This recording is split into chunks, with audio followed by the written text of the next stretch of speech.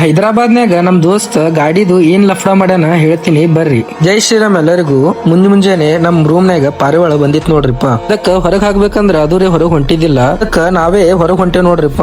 ಹೊರಗ್ರೆ ಮಳಿ ಬರುವಂಗ ಕ್ಲೈಮೇಟ್ ಆಗಿತ್ತು. ಅದಕ್ಕ ನಾಷ್ಟ ಮಾಡೋದ್ ಎಲ್ಲಿ ಅಂತ ಡೈರೆಕ್ಟ್ ಊಟ ಮಾಡಕಂತ ಬಂದೇವಿ.